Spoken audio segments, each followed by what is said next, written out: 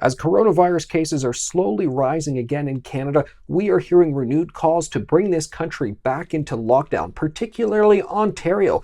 Let's lock down again, a third time, a hard time, harder than ever, the grandest lockdown of all, they say, the grand finale in all of this. The people who really pushed previous lockdowns, the people who never wanted us to leave lockdown in the first place, they're the ones most adamant. We gotta get back down into lockdown.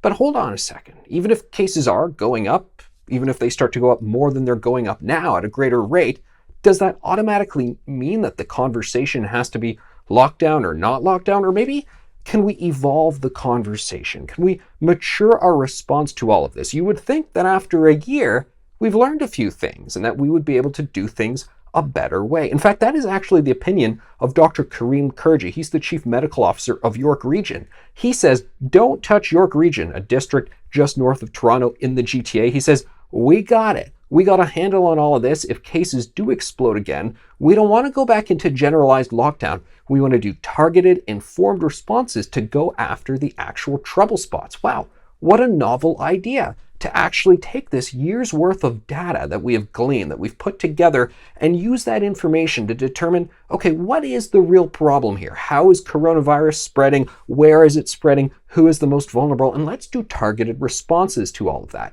One of the things that has frustrated me and really flummoxed me to watch unfold for this past year is that Canada, we're a developed nation. We got a lot of really educated people, intelligent people, great minds in this country, a lot of scientific-minded, technological-minded individuals. We live in the age of big data, big analytics. We're crunching all the numbers. We got more information than we've ever had in human history.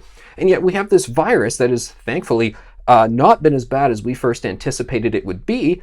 And for whatever reason, we can't actually figure out a smarter approach than lock everything down. This is a virus that, well, it spreads from person to person, so let's make it illegal for people to be near other people. I mean, is that not a very blunt, unnuanced, very immature, and almost all definitions of the term response to all of this? A year later, why can't we figure out a better way to do all of this? Even the WHO, they said, well, hold on a second, this lockdown thing, yeah, it's a thing you do at the beginning to kind of just grab your bearings and go, all right, what is this virus we're dealing with? Let's figure this all out here. But it's not a thing that you do in perpetuity.